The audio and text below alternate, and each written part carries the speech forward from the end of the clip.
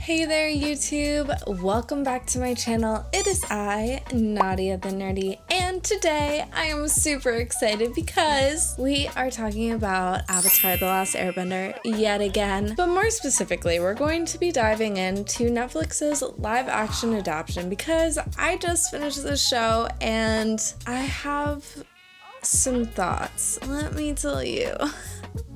I have so many thoughts. It was a lot to wrap my head around. I couldn't. It took me like a week to process. Honestly, I can't decide whether I like parts of it, am completely indifferent to it as a whole, or actually really don't like it. And if I'm being real, it's probably a combination of all three. Maybe I'd like to think that I'm indifferent to it because it hurts less that way. Because we still have the original, so whatever if we don't like this show, right? It's only a game. Why you have to be mad? But, I mean, ultimately, I went into the show wanting to like it, and I was really pretty excited about it. So I guess there's some stakes because of that. Now, here we are with the finished project, and we're like, I don't know about that. And I think a lot of fans felt the same way, especially because we've been burned before. Basically pretend this movie didn't ever exist as a collective fandom, so a lot of people were not ready for that hurt again. Now, obviously, I can't speak for everyone, but I personally felt that the show did truly nail some aspects of Avatar while completely missing the rest. If it's not obvious already, this is solely my opinion and my take on the show. Take it with a grain of salt, obviously, because this is just how I felt watching the show. Let's get into it. And this is the obligatory "there will be spoilers" part of the video. Proceed at your own risk. Wait, proceed with caution.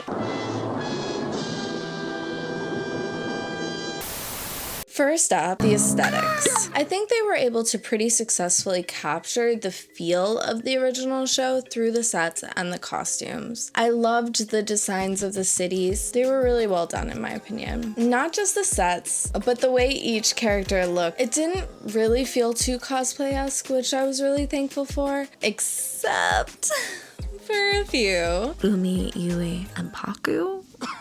I can't get over Yui's wig. Like, why did they do that to her? I've seen this meme circulating. When your stylist likes you and when your stylist hates you. That sucks because it's rough when they say that the movie was better in some aspects than this show that everyone thought was going to be amazing. And don't even get me started on Bumi because that's just...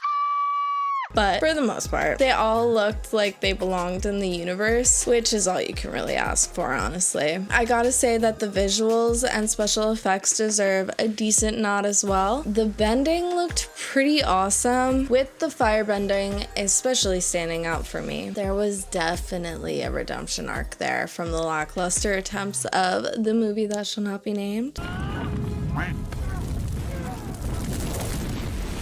To this project, because in this ending battles truly did showcase the potential of the live action medium to capture the dynamicism of bending. They nailed the choreography for the martial arts, especially for Zuko. Dallas absolutely killed it. Definitely stole the show for me. And it's not just the bending, but the CGI for the creatures like Appa and Momo.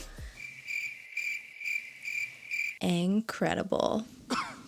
No, but for real, I loved Momo and Appa, and I get why they couldn't really be in the story quite as much because it is expensive to create CGI like that, and I was glad to see them aesthetically pleasing because, well... Oh my god, what is that? Oh my god!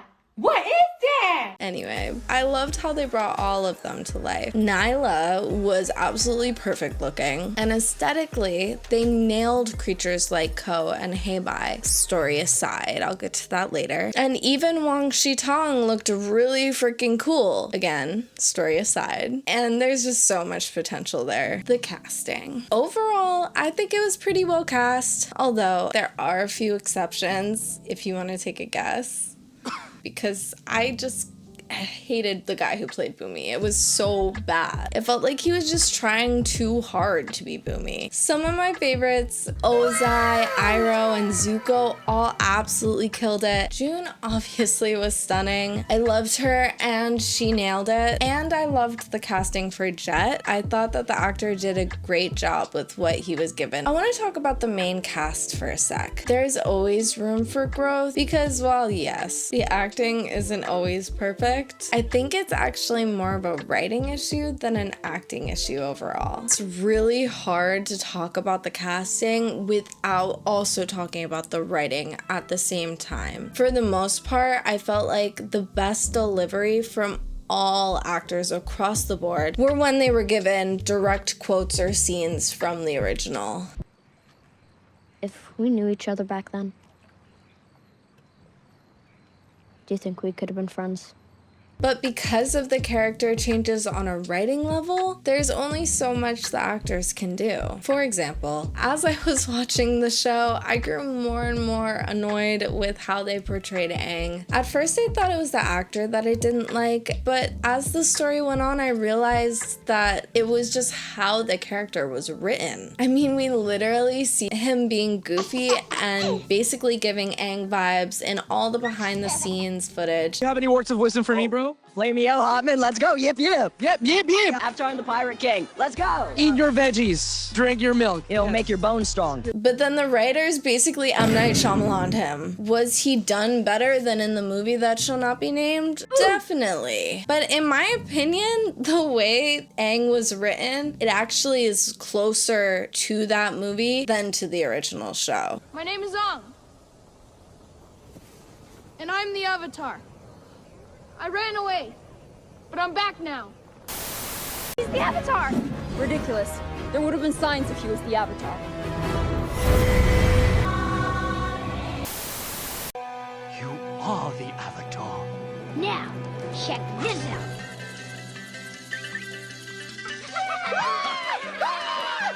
And so that's why it comes down to writing for me and not actually Gordon's performance. And the same goes for Katara and Sokka. I felt that there was actually a lot of potential for those actors to play the roles well, but the characters were written so one-dimensionally. There were absolutely moments where they really brought the characters to life for me. Sokka actually more than Katara, if I'm being honest. And Ian did a good job as Sokka, in my opinion. Besides the cheesy-ass lines. My name's Sokka. Rhymes with Aka and Waka Waka. For the most part, I thought he delivered a lot of the character's essence pretty well when he was given good material to work with. But then the writing is so clunky and the characters, especially Katara, were stripped of so much of their personality that it became hard to tell if it was bad acting or it was just written that way, aka badly. I'm getting hungry. Jokes are way funnier than this. And just as I said for Gordon, both Ian and Gawentio, please let me know if I'm saying her name wrong, they very much gave their characters vibes in their interviews and behind the scenes. In the cartoon, a lot of people felt like Katara should have ended up with Aang, but she married Zuko. What Avatar are you watching? Which element you would least want to be able to bend? Definitely air is least. Least by far. Because it's just... Yeah. Okay. Have you not seen what Aang does with that stuff? Where your homies at? It's just weird when the actors are more like the characters off screen than on. And that's when you know it's bad writing. I just really wish that they could take this exact cast, except for Boomy. He can be recast. Give them all better lines and stories to work with, aka the original story and script, and then see how they do from there. And then we'll be able to tell, was it bad acting or was it just bad writing? Speaking of writing, so here's the thing. Yes, it's a live action, and yes, changes need to be made to the story for it to translate well in a different medium. Because at the end of the day, some things only work in cartoons, which is okay. Like, take out the cartoony parts. What happened with the writing here is that they stripped the story of most of its nuances and character development in order to try to put forth a more streamlined narrative. And in doing so, they kind of made a mess of things. To me, it's like you had the time and the budget to tell this thing that you just made up, but you didn't have time or budget to tell the actual story from the source material. That's weird. It really just felt like they took the remaining story, put it in a blender, and then whatever came out, that's just what they went with. Half the time I was just like, wait, what? Why? Why? Why? Why?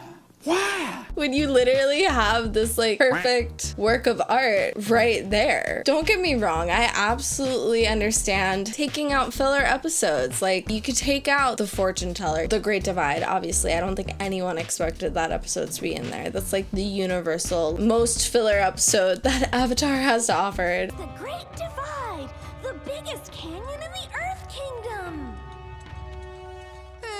Let's keep flying. I don't even have that big of a problem of embellishing on already existing stories like what they did with the Fire Nation. For example, I actually really liked the scenes that they added for Iroh and Zuko's storyline. They definitely got me in my feels. You know, I was tearing up at the funeral scene for Luten. That was pretty beautiful.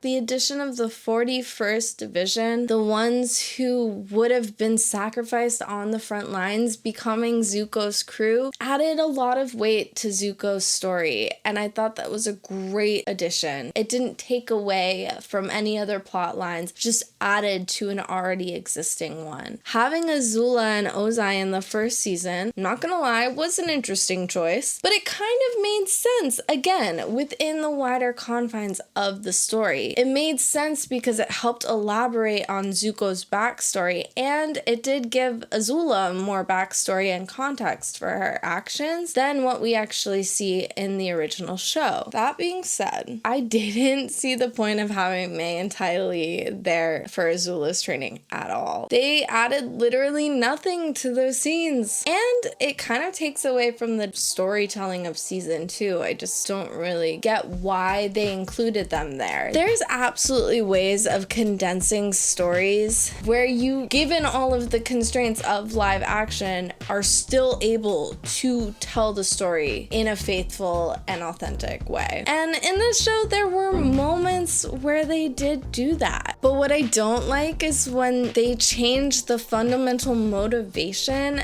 and personality of main characters to favor plot lines that they just made up. Basically, Game of Thrones did. If you read A Song of Ice and Fire and then you watch the Game of Thrones show, you know what I'm talking about. It's like an ego thing with these directors or something. They think that they can tell the story better or be more clever than the original creators, who are usually pretty freaking genius. That's why these works are so much of a phenomenon, a global phenomenon, as they put in their trailer, right? Why adapt someone else's work if you don't want to tell their story?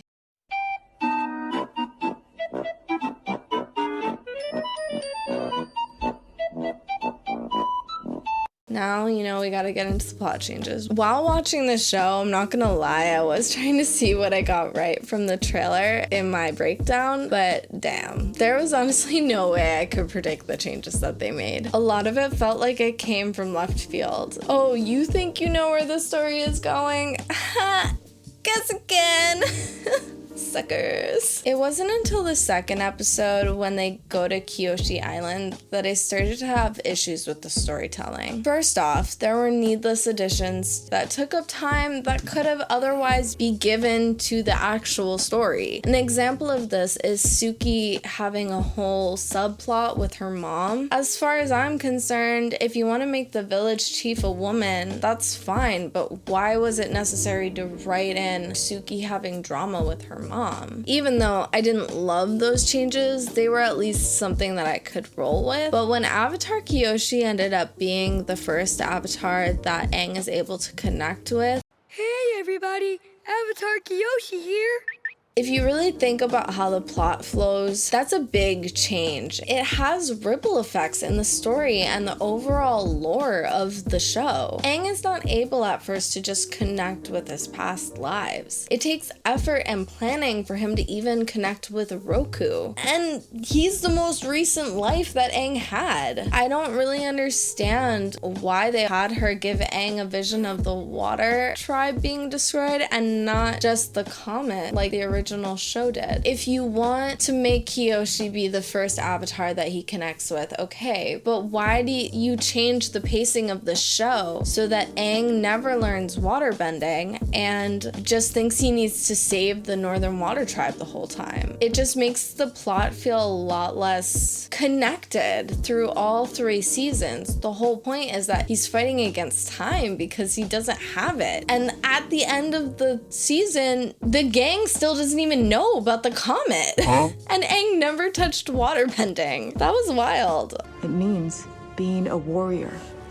A mighty, merciless warrior. But compared to the Omashu storyline, Kyoshi was nothing. Because they decided to mix up a whole bunch of stories into one, it took a lot of gravity out of crucial moments and made the story feel incredibly rushed. Nothing was given time to breathe. This dramatically decreased the amount of emotional weight these scenes carried. And key moments for the gang where they grow and learn together were all divided into separate missions and thus again decreased the weight of important moments for the core group. For example, you have Katara off with Jet, you have Sokka with the Mechanist, Aang is off with Teo, then he's fighting Zuko.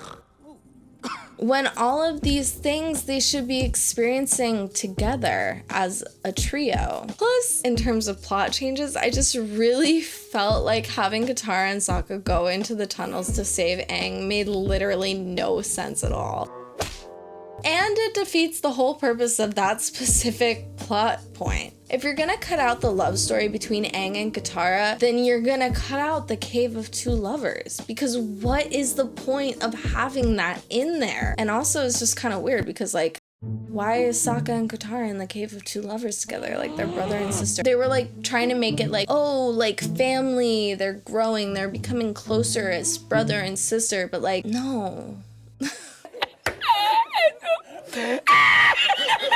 Anyway, I kind of get why they cut out the love story between Aang and Katara just because of the age difference between the actors. It would have been a little weird. But if you're gonna cut out things, just cut out the Cave of Two Lovers. There were so many storylines going on in those 2 episodes that it just wasn't necessary. The next story change that I found absolutely wild was what happened with the whole hey bye part of the show. It's pretty convoluted. In the original, Aang learns how to be the bridge between the spirit world and the human world. He saves the villagers and connects with Roku for the first time, which is when he learns about Sozin's comet, adding more stakes to the narrative. But in this one, we get all 3 of them going into the spirit world for whatever reason to get the villagers back from Heibai, where they, again, for whatever reason, put a nod to their encounters in the swamp. They run into Wang Shitong, the owl from the library, and that was just like, why though? Why is he there? He's not supposed to be in the spirit world. But hey, they also changed the plot of Zhao, getting his info on the moon and ocean spirits from some random ass sage. So who knows if they're gonna include the library? Would just be wild, honestly, because that's a huge part of the plot in season 2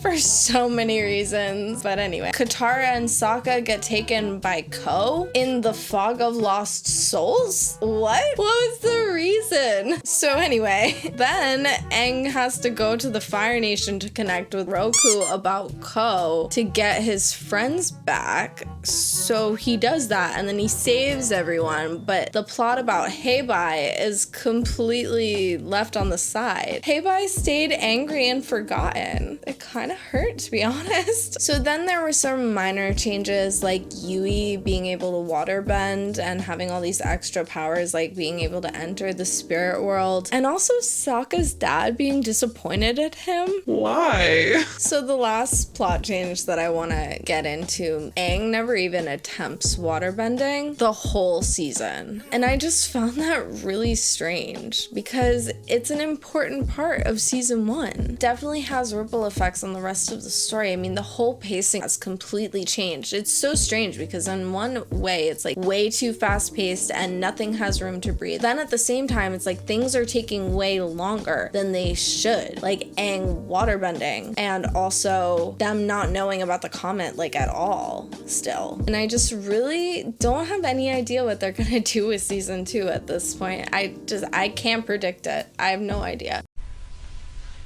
I don't know.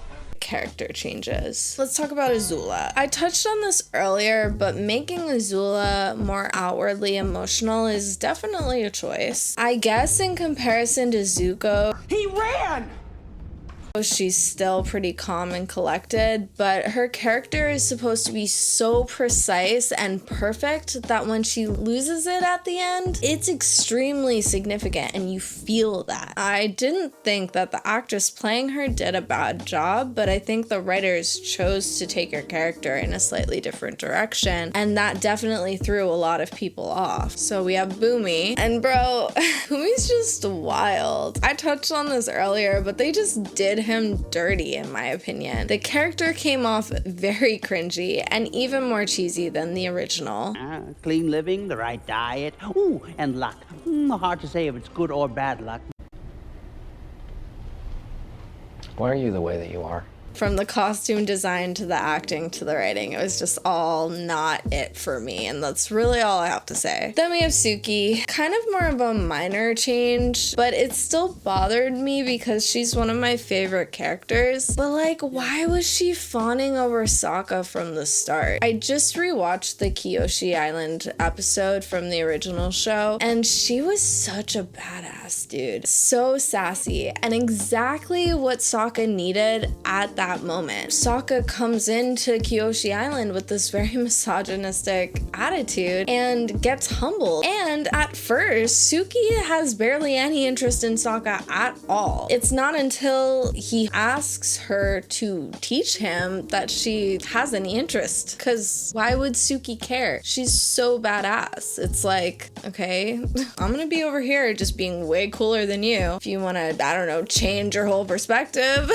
I'll be over here, but I'm not fucking with you until then. That's basically the vibe. But in this version, she just gives him a whole bunch of weird death lust stares. Like she's just really intensely staring at him a lot of the time. Then we have Jet. Jet was a mixed bag because it's like his fundamental personality didn't change, but there was one thing that I really didn't like one specific moment that really felt so out of character for me, and it was when he was the one to tell Katara to remember the good about her mom, because that advice coming from Jet makes literally no sense at all. The whole point of his character is that he's so focused on revenge for what the Fire Nation did that he basically is unable to think about anything else. That's why in the original he's willing to sacrifice an entire town just because some Fire Nation soldiers stay in the town. So that specific piece of advice just felt so wildly out of character coming from Jet. It's not the worst piece of writing from this show, but it didn't make any sense. So going off of that, we have Katara, who lost 75% of her personality in this version. Katara is supposed to be a hopeful optimist who's hella sassy and low-key has anger issues, and we really don't see much of that other than her being calm and collected and occasionally making fun of Sokka. I also felt like Gran giving Katara the waterbending scroll took away so much agency. That scroll was a major character development tool for her, so without her finding the scroll and Aang helping her learn to waterbend, we lose most of that, which is kind of a bummer. Also, Katara having this like little bit of rebelliousness of stealing this waterbending scroll is so epic. Really watered her down.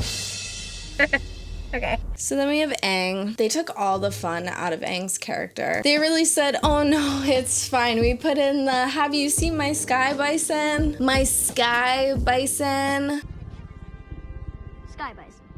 And the air scooter from the intro in there. So yeah, he's still just a goofy kid. He's just a kid. He likes eating banana cakes and goofing off with his friends. It's like the writers didn't understand the fundamental aspects of his core personality. We, I think as a collective fandom, didn't really want a completely serious Aang because that's not who the character is. We wanted an accurate portrayal. And honestly, is that so much to ask for? Like, people keep saying, oh, it's an adaptation, it's not going to be a one-for-one. Okay, that's fine, but you can at least get the characters right. Like, their personality is literally laid out for you. I don't know, even with it being a more mature and serious show, you don't have to strip the characters of their personalities. The writers just took away so much nuance from the characters and the story as a whole. But in so many ways, this version felt even more of a kid's show than the original. Kind of felt like a Disney Channel show. Well, there you have it. That's my take on the new Netflix show. Was it good? No. Was it the worst adaptation to ever be made? Also no. It's just a straight up mixed bag. There's so much potential for that show to be good, and I just really hope that they get better writers because plot changes aside, the dialogue was messy and they could fix a lot of that with just better writers. At the very least, it'll be interesting to see how they continue the story given all of the changes that they made. But ultimately, all the show did for me was point out just how incredible the original show is and make me want to go back and rewatch that. But I want to know, what did you think of the show? Will you be watching season 2? Let me know in the comments all of your thoughts, please. And also, please be nice to each other and to me. Anyway, thanks so much for going down this little Avatar spiral with me. Let me know your thoughts about my thoughts. Okay. And if you made it to the end of this video, definitely don't forget to like and subscribe, and I will see you next time. Bye.